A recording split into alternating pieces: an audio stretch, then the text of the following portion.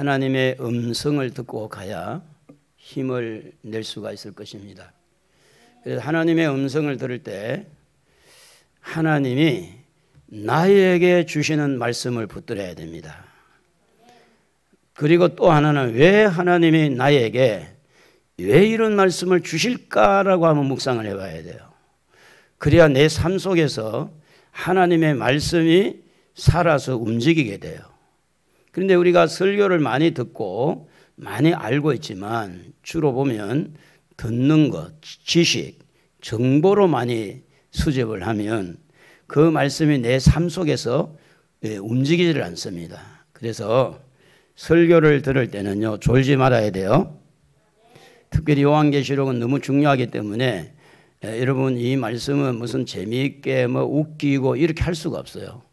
그러니까 말씀을 내가 집중하지 아니하면 이게 말씀이 내게 들어오질 않습니다. 그래서 우리가 오늘은 특별히 이제 7별을 붙들고 7교회를 그 7촛대 사이를 거느시면서 우리 예수님께서 이 7교회를 보호하고 계시는 이 부분을 놓고 말씀을 상고하게 되어지는데, 교회에 대한 말씀, 또 7교회 사자들에게 대한 말씀, 이 말씀을 요한에게 전해서 아시아 7교회에게 이제 편지를 보내게 하는데, 여러분이 교회라고 하는 것은 어떻게 보면 치열한 전쟁을 하는 것이 교회입니다. 여러분에게 은혜가 들어가지 않도록 사단은 계속해서 방해를 하고, 여러분에게 말씀이 귀에 안 들리도록 계속해서 사단은 영적으로 여러분에게 말씀이 안 들도록 방해를 하기 때문에 그냥 여기 와서 앉아 있는 것 같지만 그냥 앉아 있는 게 아닙니다. 우리가 보이지 않는 영적 세계에서 보면 치열한 전쟁을 하는 거예요. 그래서 성경은 우리가 신학적으로 볼 때 이 땅에서 지역교회, 눈에 보이는 이 교회, 유형교회는 전투적인 교회라 이렇게 말합니다.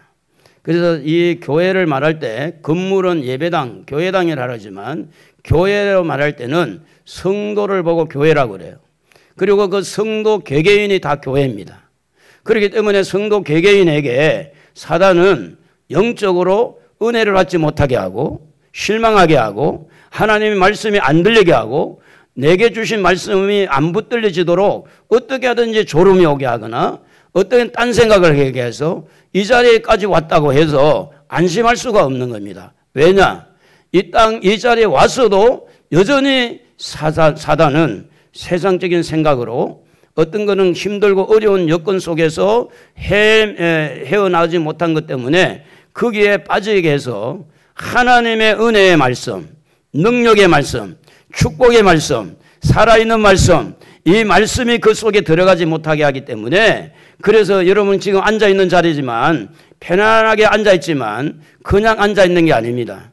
치열한 전쟁을 통해 여기까지 왔어요. 사탄과 싸우면서 여기까지 왔다 그 말이에요. 그리고 여기까지 와서도 여러분 정신을 바짝 차려야 하나님의 음성이 여러분에게 들리고 그 음성이 나에게 주신 말씀으로 붙들려질 때 그것이 능력이 되고 축복이 되고 살아있는 말씀이 되어서 내 삶이 바뀌게 되고 사업장에서 놀라운 역사가 일어나고 사람들이 움직이게 되고 이런 환경들이 아무리 열악해도 그 말씀 부여잡고 그 환경을 이길 수 있는 힘이 오늘 하나님의 말씀을 잡는 사람들에게 나타나는 특징이라고 하는 겁니다. 그래서 오늘 우리는 이 성도 한 사람 한 사람을 하나님이 보호해 주실 때 말씀으로 보호해 주신다. 은혜로 보호해 주신다. 그러므로 여러분 하나님의 보호를 받기 위해서 말씀은 잘 들어야 됩니다. 내게 주시는 말씀으로 들어야 됩니다. 그래야 내가 하나님의 보호를 받을 수가 있습니다. 이 본문의 그 배경은 그렇습니다. 사도 요한은 지금 밤무섬에 유배생활, 감옥과 같은 유배생활을 하고 있고 또 여기서 환상 가운데 예수님의 모습을 보고 그것을 기록해서 아시아 7교회에게 편지를 하라고 하는 그 아시아 7교회 이 스무나 버가모, 에베소, 스무나 버가모, 두아디라, 빌라델비아, 그 4대 라오디게아 이런 교회들이 전부 다 어디서 파생이 됐느냐 하면 예루살렘 교회가 핍박을 받음으로 말미암아 다 흩어져서 곳곳에 가가지고 교회를 세운 교회들이 아시아 7교회예요. 그러니까 이들의 삶이 비폐해져 있고 굉장히 어려운 아주 피폐한 그런 삶을 살아가고 있는 그런 사람들에게 이 편지가 전달되기를 원했다고 하는 겁니다. 그래서 오늘 11절에도 보면 쭉 7교회 편지를 7교회 보내라 하시기로. 자, 이 말을 우리가 자세히 들여다보면 이런 이야기입니다. 지금 고통받고 있는 7교회에 편지만 들렁 보낸 편지만. 그 당시에 편지만 간 거예요. 지금은 우리가 하나님 말씀이라 그러지만 그 당시에는 편지가 간 거야, 편지가. 인편으로 가든 하여튼 편지가 간 건데 그들에게는 지금 병자도 있고 그들에게는 가난도 있고 그들에게는 죽음도 있고 그들에게는 여러 가지 핍박도 있고 환난이 있고 이런 물리적인 문제는 하나도 해결된 게 없어요. 그대로입니다. 들렁 편지 한 장만 도착이 된 거예요. 그래서 그 편지를 통해서 그들에게 어떤 일을 하기를 원하시는 하나님의 마음이 오늘 사도 요한을 통해서 그 아시아 7교회에 편지를 보낸 것처럼 오늘 여러분의 삶이 비록 여러 가지 힘들고 어려워도 오늘 이 편지의 내용들을 잘 좀 습득하고 아시아 7교회가 힘을 얻고 그 환경을 극복한 것처럼 오늘 지금 코로나19뿐 아니라 지금 뭐 여러 가지 지금 전쟁과 기근과 그리고 이 은행의 이자가 올라가고 대출 이자 내기가 벅차고 여러 가지 지금 삶이 어려운 여건 속에서 환경은 하나도 바뀌지 않았지만 오늘 이런 상황에서 하나님의 말씀을 잘 듣고 이 말씀을 붙들면 그 환경을 극복할 수 있는 힘이 생긴다. 그런 이야기예요. 우리가 이제 뭐 병자 고쳐주고 가난한 사람 이렇게 도와서 방도 주고 집도 주고 또 차 없는 사람 차도 사주고 그리고 뭐 학교 등록금 없는 사람 등록금 내주고 다 이렇게 하는 것을 우리는 물리적인 도움이라고 볼 수가 있는 거죠. 그런데 지금 아시아 7교회에게 하나님은 물리적으로는 하나도 해결해 주지 아니하고 편지 한 장을 통해서 그들에게 주어진 환경을 극복하게 했다고 하는 이 말씀을 자세히 들여다봐야 된다. 그런 이야기입니다. 현실적으로 이렇게 볼 때는 당장에 먹거리가 필요하고 현실적으로 보면은 당장에 약이 필요하고 건강이 필요하고 현실적으로 보면은 집이 필요한데 하나님은 거기에다가 초점을 맞추지 않고 그 성도 개인의 마음, 심령 속에다가 낙심하고 있는 심령 속에 힘들어하고 어려워하는 그 심령 속에 하나님의 말씀이 그 속에 들어가기를 원했다고 하는 겁니다. 그래서 이 편지가 어떻게 기록이 됐고 또 그 내용이 무엇인지 참 중요한데 요한에게 이렇게 말씀을 했어요. 네가 본 것을 기록해라. 네가 본 것을. 그러니까 이 편지를 쓰는 사람이 생각을 통해서 쓸 수 있는데 네 생각을 넣지 말고 내가 너에게 보여준 것을 본대로 기록해서 그들에게 전달해라. 다시 말하면은 하나님의 뜻을 전하라. 그런 이야기입니다. 하나님의 마음을 전하라는 거죠. 그래서 이 말은 요한의 편지가 요한의 것이 아니고 요한의 편지지만 요한을 하나님의 말씀을 기록한 것이기 때문에 하나님의 말씀으로 받아라. 이렇게 된 겁니다. 요한의 편지로 받지 말고 하나님의 말씀으로 받아라. 그러므로 우리는 성경을 신뢰해야 됩니다. 여러분, 성경을 신뢰하지 않는 사람하고 성경을 말할 수가 없습니다. 성경을 믿지 않는 사람하고 성경을 논할 수가 없어요. 하나님의 말씀을 믿는 사람하고 하나님의 말씀을 믿지 않는 사람하고는 하늘과 땅 차이입니다. 그렇기 때문에 성경을 읽을 때도 들을 때도 지킬 때도 믿는 자와 안 믿는 자는 다릅니다. 그런데 이 요한이 뭘 봤느냐? 본 것이 뭐냐? 12절에 보니까 7 금초대를 보았는데 이래 돼 있어요. 7 금초대. 7 금초대는 이게 이렇게 돼 있어요. 그림을 한번 보면 이렇게 손가락처럼 올라와 가지고 예? 여기에 2개가 더 붙은 거 이렇게 보이잖아요. 7개죠? 7 금초대. 7 금초대에 뭐가 있느냐? 다음 권에 보면 항상 이렇게 불이 켜져 있었어요. 성전에 7 금초대 위에 항상 불이 꺼지지 아니하고 그렇게 붙어 있는 겁니다. 그런데 예수님이 7 금초대 사이로 거닐고 또 오른손에는 7 별을 잡고 거니는 모습을 보고 기록해서 아시아 7교회에 보내는데 7이라는 수는 완전수를 말합니다. 완전수. 따라합시다. 완전수. 7이라는 것은요, 완전하다는 의미를 가지고 있는데 7 교회를 상징하기도 하고 사실은 교회는 완전하다고 할 때 하나님의 보호가 있어야 완전한 겁니다. 하나님의 도움을 통해서 우리가 성도가 되는 것도 하나님의 도움으로 성도가 되는 거지 내가 잘나서 성도가 되는 게 아니잖아요. 그래서 교회는 정말 중요하다. 그래서 금으로 만들었다고 하는 것은 믿음을 상징하고 그리고 이렇게 보배다. 교회는 보배다. 우리 한번 해봅시다. 교회는 보배다. 여러분은 보배입니다. 보배. 옆에 분하고 참 보배입니다. 한번 해봐요. 보배입니다. 여러분 정말 보배입니다. 그런데 이거 보세요. 촛불이 이렇게 딱 이렇게 촛불이 아니라 이제 불이 피어질 때 보면 밑에 기름이 들어가잖아요. 기름이 희생이 되어져야 빛이 나는 거예요. 빛이. 이게 이 기름이 없으면 빛을 낼 수가 없습니다. 아무리 등이 있어도 기름이 타지 않으면 이렇게 밝을 수가 없어요. 그럼 교회는 뭐냐? 교회는 희생을 통해서 빛을 발휘하게 돼 있어요. 희생을. 다시 말하면은 아시아 7교회에게 편지를 할 때 이 촛대를 보이면서 이 사실을 인식하게 만드는 겁니다.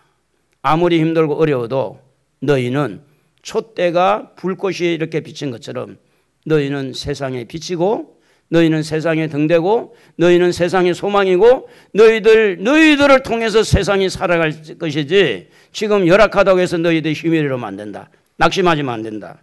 그래서 교회는 누군가의 헌신을 통해서 교회가 세워지고 누군가의 그 기름과 같은 희생자를 통해서 사회에서 직장에서 사업장에서 빛의 역할을 하는데 마태복음 5장 14절에 보면 너희는 세상의 빛이라 그렇게 말씀합니다. 여러분은 모두가 빛이 되어지는 줄로 믿습니다. 이 촛대 사이를 거니신다는 것은 빛 사이를 거느시고 계신다. 그러므로 옆에 분에게 한번 인사도 합시다. 당신은 빛이십니다. 여러분은 빛입니다. 여러분이 여러분을 볼 때 별거 아닌 거라고 생각하지 말고 하나님의 은혜의 흔적 있잖아요. 하나님의 은혜를 입었잖아요. 하나님의 사랑을 받았잖아요. 그 하나님의 빛을 받은 사람들이에요.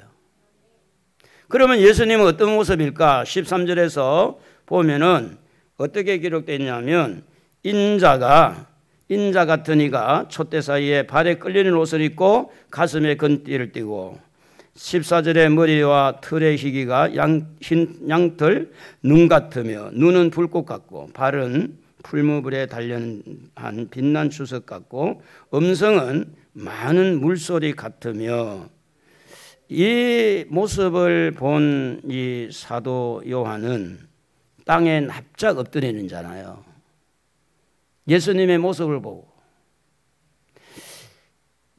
초림의 예수님을 만났는데 사도 요한이 전혀 그 모습이 아니었어요. 재림의 예수님의 모습은 전혀 달랐어요.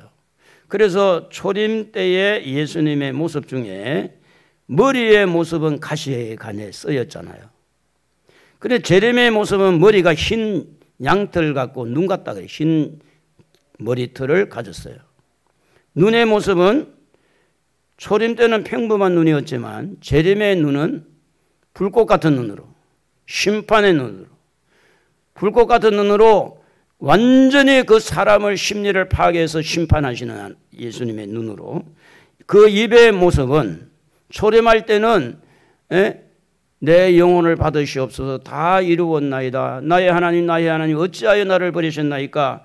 그렇게 고통소리에 입이었다고 하면 재림의 예수님의 이 입의 모습은 큰 물소리 같은 심판의 입을 가지고 있다고 하는 겁니다.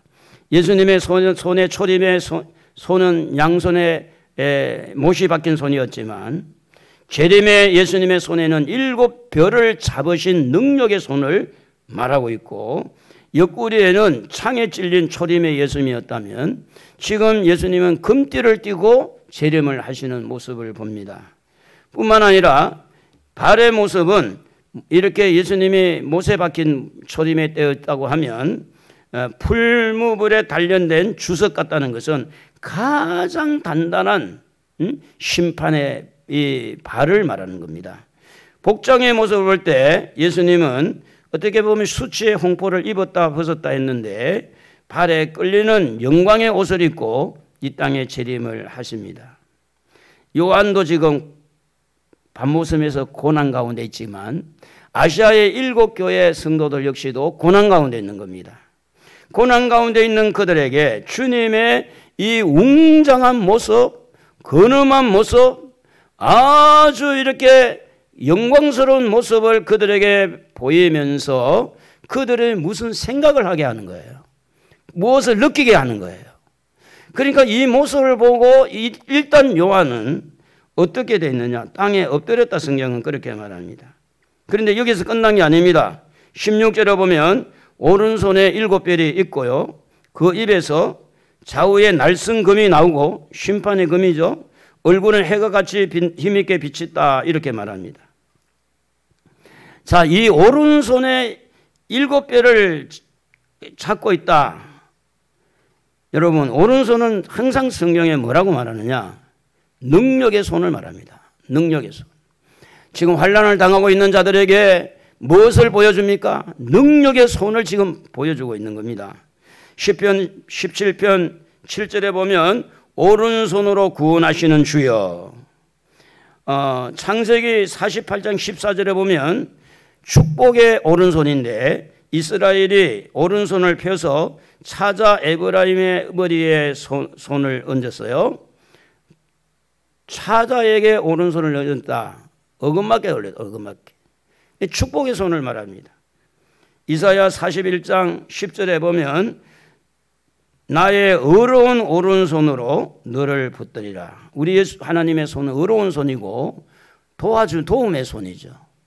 그러니까 이제 오른손에 7별을 잡고 있는 오른손을 보였다고 하는 것은 그들이 지금 아무리 힘들고 어려워도 나의 도움이 되신 하나님, 나의 힘이 되신 여호와여,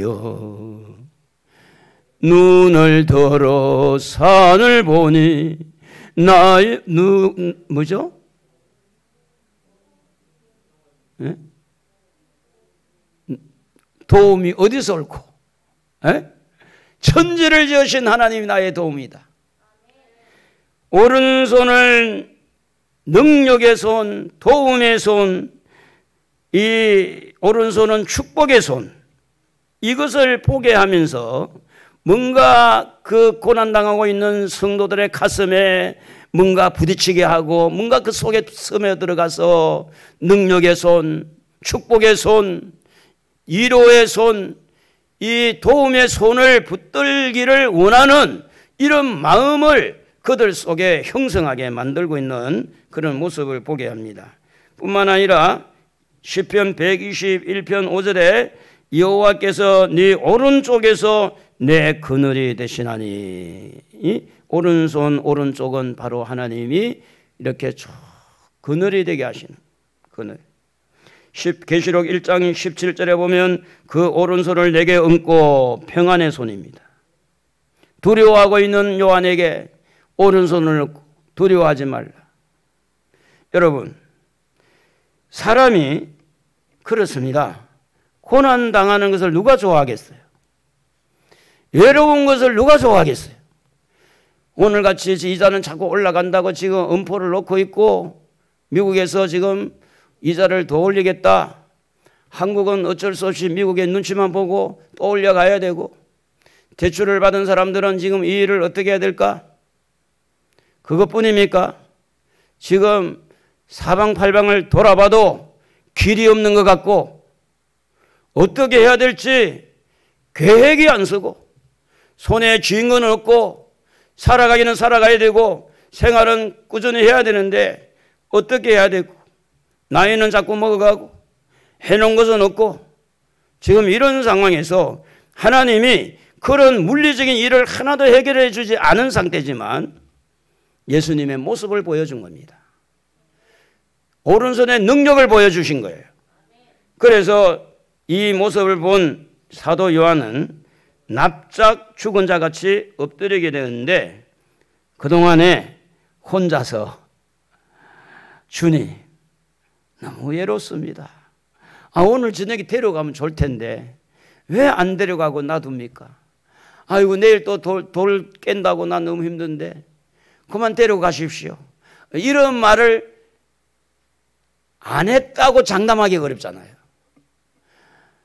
보고 싶은 친구 보지 못하고 이 가족들을 만나지 못하고 누군가가 대화를 하고 좀 이래 살아야 되는데 대화를 안 하니까 얼마나 마음이 울적하고 우울하고 너무 힘들어서 오늘 저녁에 자다가 조용히 갔으면 좋겠습니다. 이런 마음을 왜 안 먹었겠냐고요. 그런데 주님의 모습을 보는 그 순간에 그런 마음이 사라진 거예요. 원망이 사라지는 거예요. 우울할 마음이 사라지는 거예요. 주님의 모습을 그 본 순간부터 그 요한의 마음은 납작 엎드려서 어떤 자세를 취하느냐. 꼼짝달싹도 숨도 크게 못 쉬는 그 엄중한 주님의 모습 앞에 자기에게 주어진 사명을 잘 감당하겠습니다는 복종의 자세. 그러면서 이제 주님을 바라보고 뭐라고 마음이 들겠어요? 주님, 제가 잘못했습니다. 잘못 생각했습니다. 저의 죄를 용서해 주십시오. 제가 너무 좀 내가 금방 졌고 너무 내가 지금 내 생각에 맞춰서 이렇게 했으니 용서해 주세요. 아마 회개의 마음도 일어나지 않았을까. 그런데 이제 이렇게 하고 있는데 주님은 말씀을 합니다. 18절에 보면 살아있는 자라, 예수님을 살아있는 자라 소개합니다. 전에 죽었었노라. 십자가에 죽었다는 사실을 다시 말하고 있죠. 왜 이 말을 했느냐 하는 겁니다. 너무너무 모습이 달랐기 때문에. 초림의 때 예수님의 십자가의 모습하고 재림의 때 주님의 모습은 너무너무 차이가 났기 때문에 주님이 설명을 하는 겁니다. 주님이 누군지를 설명하는 거예요. 살았다. 내가 살아있는 자다. 옛날에 내가 죽었었다. 십자가에 죽었었다. 그래서 나는 세세토록 살아있어서 사망과 음부의 그 연세를 가졌다. 이렇게 하면서 예수님이 사도 요한에게 뭘 설명하느냐. 재림의 예수님의 모습을 가르쳐 주고 있는 겁니다. 여러분 마음에 이 땅에만 계속해서 마음이 쏠려서 돈에만 완전히 쏠려서 어떻게 하면 더 잘 살고자 하는 그게만 쏠려서 어떻게 보면 내가 사서 고생하는 것도 많아요. 사서 먹을 것이 있으니 감사하고 입을 것이 있으니 감사하고 그렇게 살아도 될 텐데 이 욕구가 가만히 있지 않아가지고 나도 한번 대박을 터뜨려서 보란듯이 뭔가 좀 내놓고 어떻게 하고 막 이렇게 하지만 세상은 만만치 않습니다. 남의 호주머니에 들어있는 거, 남의 돈, 내가 이렇게 수입을 얻는다는 거 만만치 않습니다. 그렇기 때문에 지금 세상에 꽂혀 있고 돈에 꽂혀서 실망하고 좌절한 자들에게 재림의 예수님, 심판의 예수님, 영원히 살아있고 영원한 천국을 가야 될 하나님의 백성들에게 다른 이야기 하지 않았어요. 이 모습을 보여주면서 천국의 소망을 가지고 너희들이 땅의 것만 바라보지 말고 하늘나라를 바라보고 이 세상이 끝이 아니고 다음 세상이 있다. 이 희망을 그 속에 불어넣고 있는 모습을 우리는 보게 됩니다. 여러분, 살아있는 자라는 것은 부활하신 주님을 말하고, 죽었었다고 하는 것은 죄인을 위해서 죽으신 은혜의 주님을 기억하라는 겁니다. 나 같은 죄인을 위해서 죽으신 그분의 은혜를 기억하고 다시 살아나신 그분을 소망하고, 그렇게 해서 희망을 가지고 살아가야 될 사람이 기가 깍 죽어가지고 돈도 없는 데다가 이제는 늙어서 죽을 날만 다가오고, 이거 허리야, 야야야야야야. 제가 요즘에 이제 한의원에 이제 가끔 가는데, 위가 이제 위염 있는 데다가 이제 그거 뭡니까, 이제 이 역류성 때문에 코로나 지나고 나는데 후유증인 것 같아요. 많이 지금 좋아졌는데, 한 분을 만났는데요, 연세가 한 60대 초반 정도 여자분인데, 앉으면서 아야야야, 일어나면서 아야야야, 신발 신으면서 아야야야, 계속 입에서 아야야만 하고 아야야만. 여러분, 늙어지면요 조금 아픈 게 정상이에요. 정상. 따라합시다. 정상이다. 늙어가면 이 피부에서 이게 지금 뭡니까, 이 하얗게 떨어지는 거 있잖아요. 그게 정상이에요. 정상.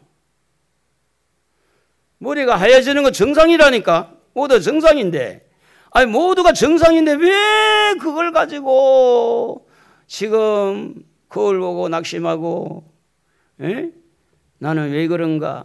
여러분, 거지 나사로도요, 하늘나라에 가서 부자보다 낫잖아. 부자보다. 부자보다 성공했잖아. 천국이 이런 것이에요. 우리는 하늘나라를 바라보고 살아야 됩니다. 천국의 소망을 가지고 살아야 돼요. 여러분, 낙심이 어디서 왔어요? 천국을 소망하니까 낙심이 오던가요?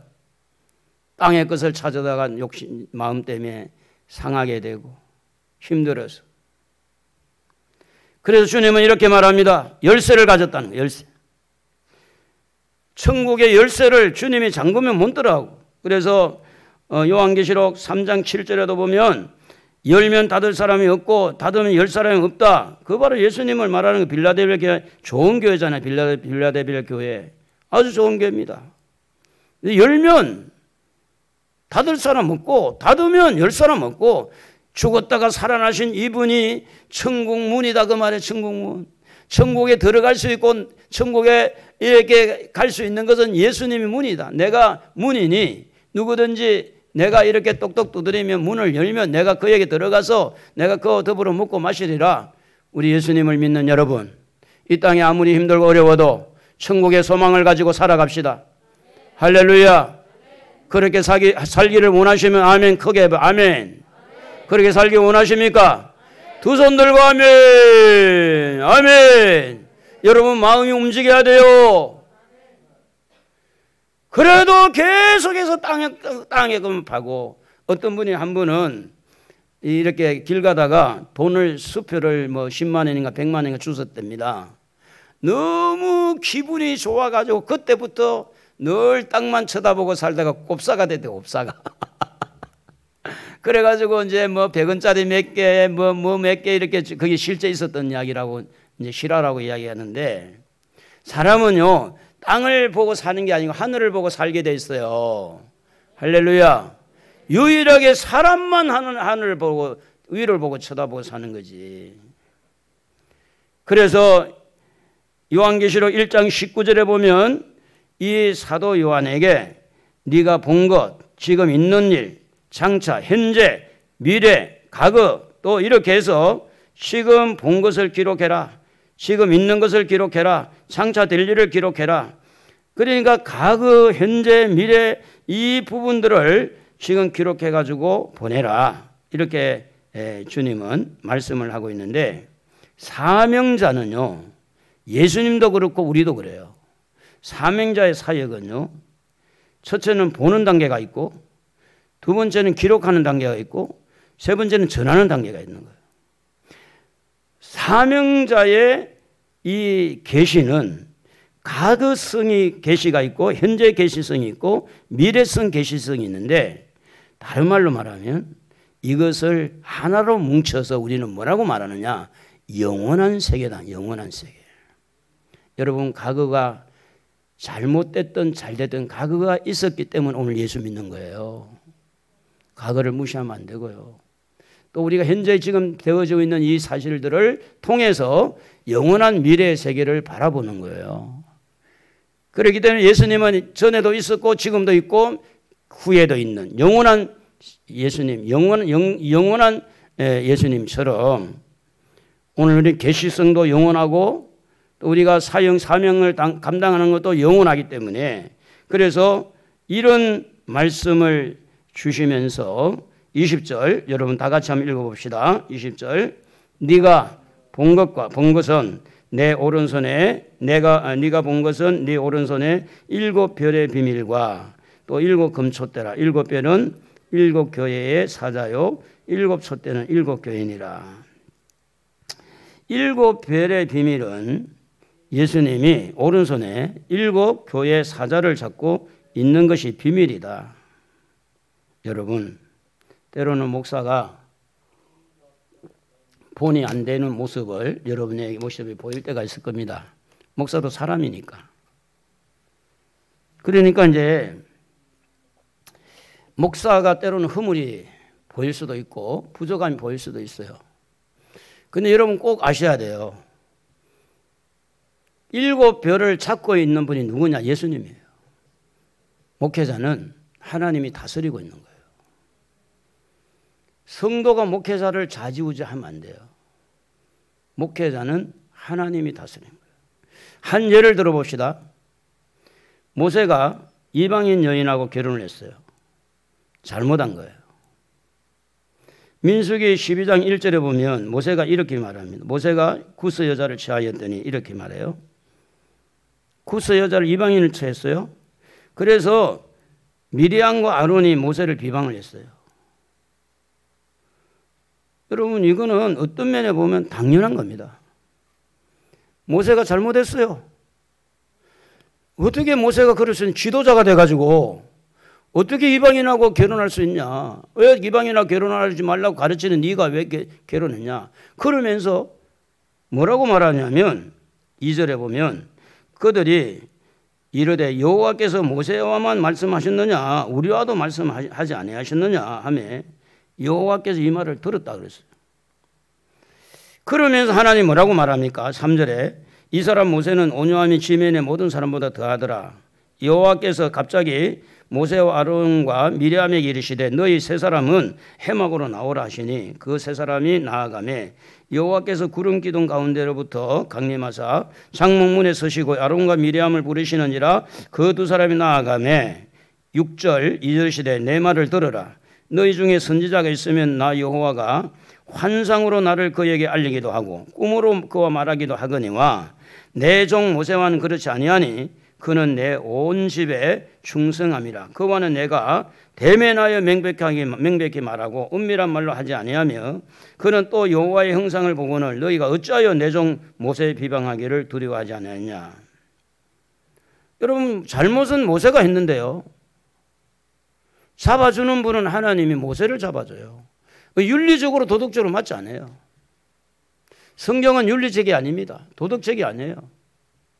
하나님의 절대적인 주권을 가지고 하나님이 이 인간을 구원하기 위해서, 인간을 살리기 위해서, 인간을 위해서 이렇게 예수님의 십자가를 통해서 인간을 구원시키는 책이 성경책이지, 성경은 윤리나 도덕의 책이 아닙니다. 그러면서 하는 말이 9절에 여호와께서 그들을 향해 진노하시고 떠나심에 구름이 장막 위에 떠나갔고 미리암은 나병에 걸려가지고 눈과 같이 갔더라. 이 문둥병에 걸린 거예요. 그래가지고 모세가 막 기도하니까 썩어서 반이나 썩어서 막 죽음같이 될까 싶어가지고 모세가 13절에 보면 여호와께 부르짖어 이르되 하나님이 원하건대 그를 고쳐주옵소서 하니까 하나님이 그래도 안 된다. 여호와께서 모세에게 이르시되 그의 아버지가 그의 얼굴에 침을 뱉었을지라도 그가 이래 동안 부끄러워하지 않겠느냐. 그런저 그를 진영 밖에 이래 동안 가두고 그 후에 들어오게 할지니라. 여러분, 특별히 성도들이 신앙생활을 잘하는 방법은 목회자와 관계가 좋아야 됩니다. 왜 그러냐면 어떠한 은혜가 들어갈 때 강단을 통해서 은혜가 들어가고 말씀을 통해서 은혜가 들어가기 때문에 목회자와 관계가 이렇게 어그러지게 되면 내가 은혜를 받지를 못하는 거예요. 목회자를 두둔하려고 그런 게 아닙니다. 우리 다 살아야 되잖아요. 우리가 살아남기 위해서는 목회자의 연약한 부분은 하나님에게 맡기고 우리는 항상 좋은 관계를 가지자. 아멘입니까? 그래야 돼요. 모세가 잘못했어요. 그런데도 불구하고 하나님은 모세를 찾고 있는 거예요. 그럼 하나님하고 원망하고 싸워볼래요? 안 됩니다. 그래서 모든 것은 하나님이 다스리니 하나님에게 맡기고 좀 기다리지도 알고 또 오히려 기도해주고 우리는 항상 좋은 관계를 유지해야 된다. 그런 말씀입니다. 다 같이 오른손 내밀어요. 오른손. 다 내밀어요. 손이 없으면 내밀지 말고 목사님 잘 지내봅시다 해봐요. 시작. 저하고 잘 지내야 돼요, 여러분. 여러분이 은혜 받는 것도 이 강단에서 은혜 받는 거지 뭐 어디 집에 가서 은혜를 받습니까? 말씀을 들어서 여기에서 말씀을 듣는 거고. 제가요 할 말 다 하고 사는 사람이 저는 뭐 여러분 눈치 보고 뭐 이 사람 눈치 보고 그렇게 사는 사람 아닙니다. 설교 들어보면 알잖아요. 그러니 이런 사람이 이런 말을 할 정도라면 하나님 앞에 내가 잘났다고 절대 그런 거 아닙니다. 많이 부족하죠. 그래서 우리는 이 말씀 앞에 요한이 바짝 엎드려 죽음같이 된 것처럼 하나님의 말씀 권위 앞에 우리는 엎드려야 돼요. 하나님의 그 재림의 예수님의 모습 앞에 그 웅장하고 그 근엄한 그 모습 앞에 바짝 엎드리고 또 그 능력 앞에 엎드리고 그 오른손에 이 잡혀있는 7별 이런 능력 앞에 겸손하게 이렇게 나아갈 때 하나님의 보호를 받을 수 있다는 거예요. 내가 잘났다고 이렇게 하면 그 이제 우리 노예의 김포 쪽에 있는 교회인데 그 아버님이 이제 목회를 하다가 호주에 있는 아들을 불러들여서 이제 그 아버님이 은퇴하고 교회를 개척해가지고 아들한테 이제 연결을 해주고 자기는 거창에 저 유천이라는 동네 거창에 가서 사과농사하고 그랬던 분인데 이 목사님은 잘 아시겠죠. 근데 그 장로 한 사람이 세워질 때 노예에서 고시부에서 이분은 장로 되면 안 됩니다. 안 됩니다. 안 됩니다. 막 그랬는데 그 목사님이 아니 괜찮다고 내가 알아서 할 테니까 세워달라고 세워놓고 이제 갔는데 아들이 얼마나 고생을 해가지고 그 장로 때문에 사건마다 애를 먹이고 그래가지고 완전 스트레스 받아가지고 막 어찌할 줄을 모르고 있을 때에 그 사모님이 그 장로님한테 장로님 그건 당신이 목회하시오. 사모님이 그랬다는 거야. 그래서 이제 이 장로님이 지금 다른 교회 가고 난 다음에 얼마나 교회가 좋아졌는지 그 옆에 막 사방으로 돌아다녔던 분인데 성모교회를 갔다고 옆에 지금은 너무 막 편하다고 그래요. 이 누나들 밑에 큰 막내 아들이라 얼마나 마음이 온유하고 연약한지 몰라요. 사람이 너무 좋아. 이 목사님이 찬양도 잘하고 그런데 그 연약한 마음에 못질을 하고 뭐 하자 그러면 내 반대만 하고 그렇게 했던 그 장로님을 누가 세웠느냐. 아버지 목사님이 세운 거예요. 내가 물어봤거든.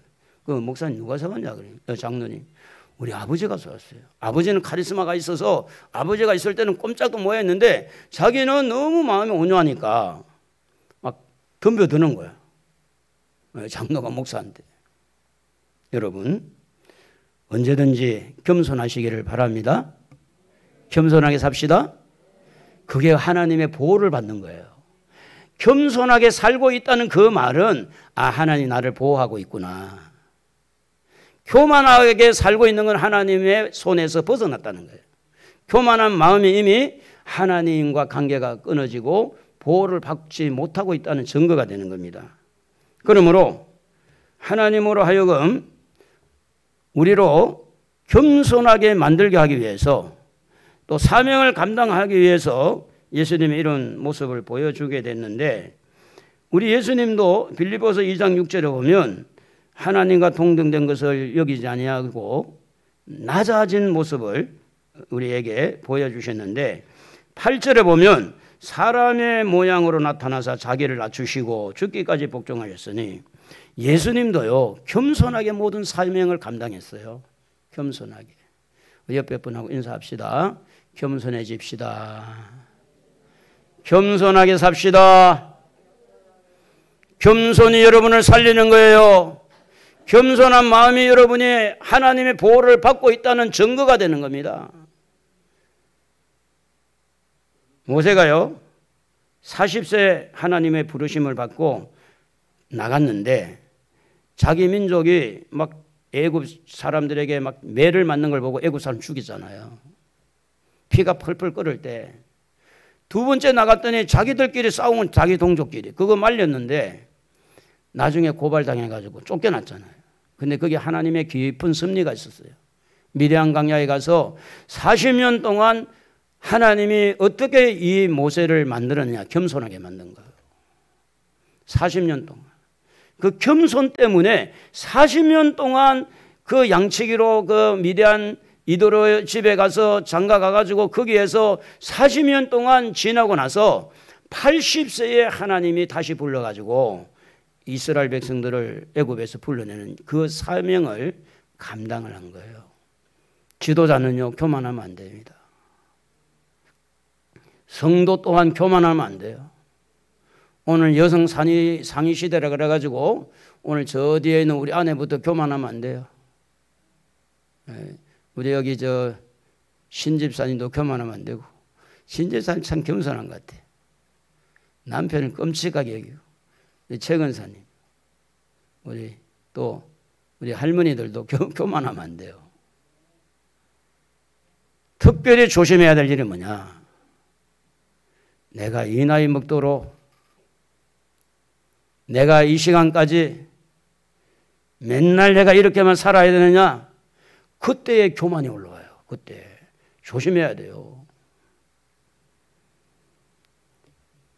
하나님은요 지금도 성도를 어떻게 보호하기를 원하느냐? 겸손하게 보호하기를 원해요. 그래서 하나님이 겸손한 자를 쓰기를 원합니다. 뿐만 아니라 하나님은요 오늘 여기에 납작 엎드려 있는 모세 요한에게 오른손을 떡 얹고 하시는 말씀이 두려워하지 말아라. 하나님은 항상 우리에게 어떻게 보호하기를 원합니까? 평안하게 보호하기를 원해요.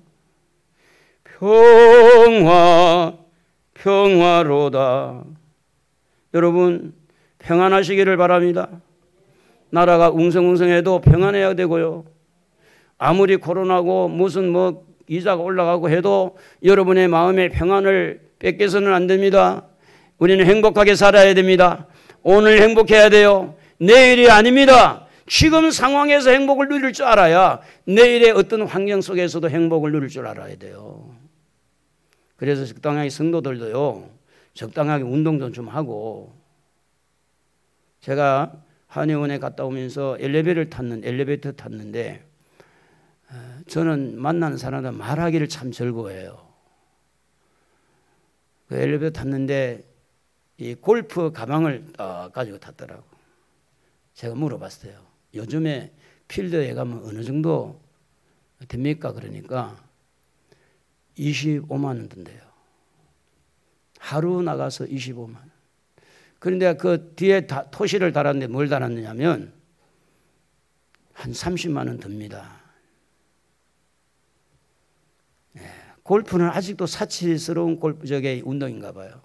그러나 성도가 적당하게 땀도 좀 흘릴 줄 알고 적당히 좀 운동도 하고 이렇게 하면서 취미생활도 하고 이렇게 하면서 건강을 유지하면서 마음의 평안을 누려야 되지, 맨날 혼자 집안에만 다 앉아 있으면 괜히 우울하고 그러니까 직장생활 할 사람은 열심히 또 일도 하고 사업도 하고 이렇게 하면서 즐겁게 살 줄 알아야 되죠.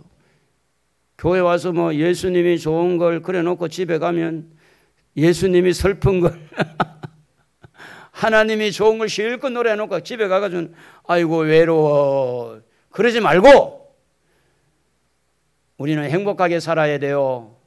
할렐루야. 세상의 것이 다가 아니잖아요. 하늘나라가 있잖아요. 그래서 우리는 평안함을 주시는 주님, 데살로니가후서 3장 16절에 보면은 평강의 주님이 때마다 일마다 너희에게 평강 주시고 또 모든 사람과 함께하기를 원한다 그랬어요.